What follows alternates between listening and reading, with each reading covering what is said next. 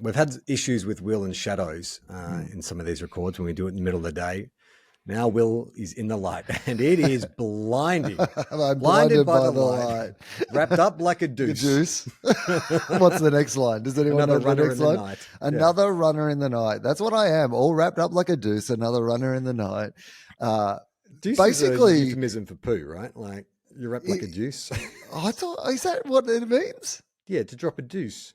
More American vernacular than Australian. What does a deuce mean? Is it two? Number two, right? That's where juice comes from, right? From like the number French, twos, it's a juice. Uno, juice. Is that Italian? I think I went from French to Italian or Spanish. It was European. Yeah, that's an Adam Sandler comedy set in Europe. I'm Rob Schneider with the most offensive. That's right. Vaguely, well, not offensive because no one knows who's meant to be offended by it. Just everyone who isn't white gets offended by that. Yeah, well, in a way, it's not offensive. It represents multiculturalism. You know, it's the journey that the accent went on that really actually makes it important. But you're right. Yes, generic European juice. I imagine that's where it comes from. What's that song called? Was it Blinded by the Light? Blinded by the Light. Manfred Mann's Earth Band? Does that sound right? Yeah, Manfred Mann. That sounds right. Okay, I don't know if I ever realized that Manfred Mann's band were called the Earth Band. I always just thought they were called Manfred Mann. Oh, you've actually heard of Manfred Mann. I've never heard of Manfred Mann before. I'd heard of Manfred Mann, but I was under the impression that Manfred Mann was not one man. Manfred Mann was actually men. It should be Manfred Mann. But are you suggesting that Manfred Mann is like Casey and the Sunshine Band? It's Manfred Mann and the Earth Band. It doesn't appear to be Manfred, like Bruce Springsteen and E Street, the E Street Band. It appears to be, that's the one title, Manfred Mann's, like apostrophe S, Possessive Earth Band. So he's Manfred Mann, but this is Manfred Mann's Earth Band. But is the leader of Manfred Mann's Earth Band Manfred Mann, or is this just like Monty Python's Flying Circus? It's just an invented character. Like Baron Munchausen's. Yeah. I don't know, actually. Yeah. Okay, let's just confirm that. We got the lyrics wrong. Blinded by the light, revved up like a juice. Oh, revved up like a juice. Okay. Yeah, not wrapped up like a juice. Another runner in the night. That sounds like it's got to be a car. So maybe a juice is also. Some sort of twin engine or like juice car. What does it mean? Juiced up? It's not juice though, is it? It's juice. Slang or juice metaphor? What am I typing in? Metaphor? I don't know. Juice car? Meaning? Oh, here we go. Juice meaning. Yeah, let's go with that. All right, more definitions. So, okay, it's a 2 on the dice or playing card. So, to roll a juice. Okay, yep. It's also a $2 bill. Obviously, it's a score of 40 all in a game of tennis.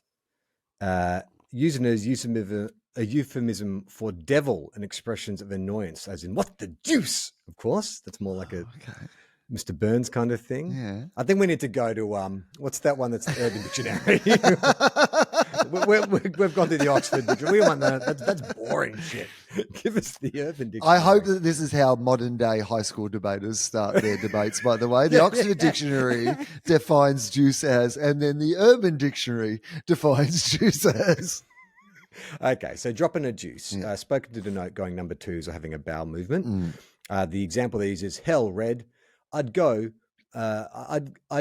but need to run home and drop a juice real quick tonight. All right. Okay. What's going on in that conversation? Right. What are Red and his mate up to that he wants to, but he's got to run home and drop a juice before they do it?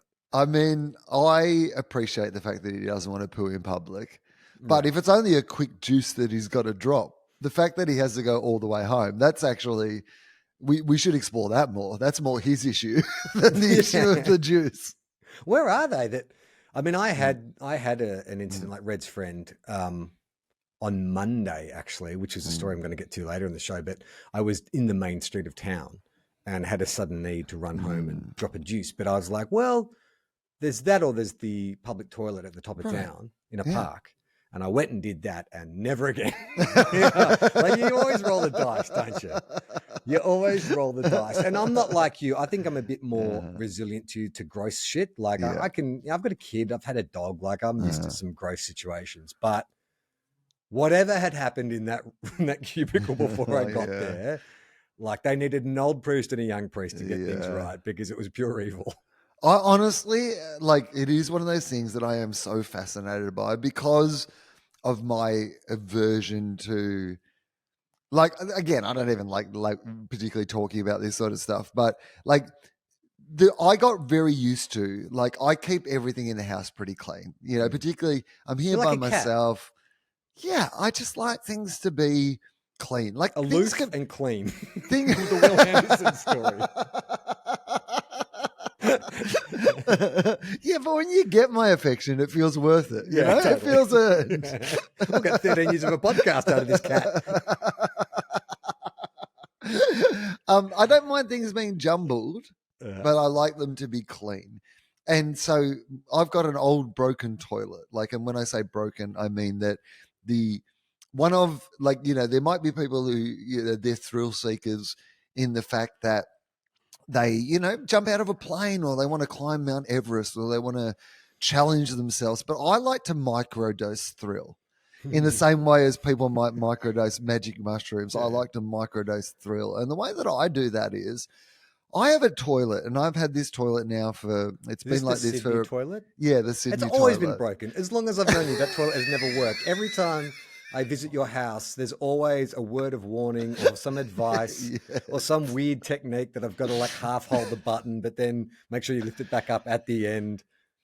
The whole bathroom needs to be replaced, which has meant that none of it's been replaced. Okay. The bath is falling through the floor. The toilet has been broken for 15 years. And because... That's good, though. I mean, you're getting a deeper bathtub, right?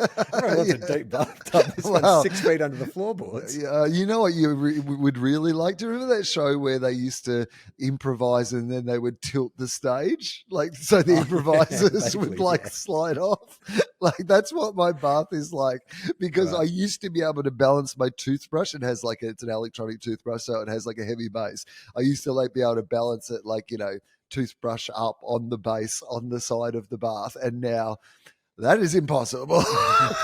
It is on so much of an angle that it just immediately topples over. So whole bathroom needs to be replaced. And so I've been hanging on to these. There's no point replacing the toilet or the bath or whatever, because the whole thing needs to be replaced. So instead, what you do is much like our approach to COVID. You learn to live with it.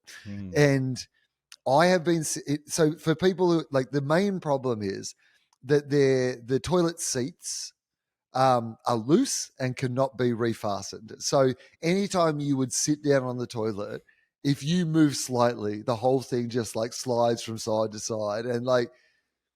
So every day I know I live in a world where one day my testicles are going to get caught in that and rip off. Mate, I get you now. This is the microdosing thrills. Right? Every day. Because if you just make one wrong move sitting down on that toilet, like, it's all over. And it's in the bathroom. It's already a slippery situation, right? I believe that was a deleted scene in the original Point Break, when Bodhi and his team of daredevils took Johnny Utah on a whirlwind adventure. The last thing they said is, now try and take a shit on this toilet where the seat moves around. No, actually, people haven't seen the deleted scene, but it's actually Peter Phelps coming out of the bathroom and he says, "I wouldn't sit on that toilet. It's death on a stick in there."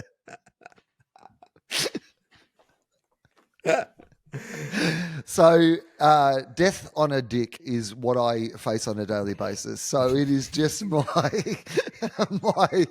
every time I sit on that toilet, I'm always like, today could be the day. Death on a dick. I missed that Inspector Poirot mystery. To see the full video, join our Patreon. Patreon.com/Tofop.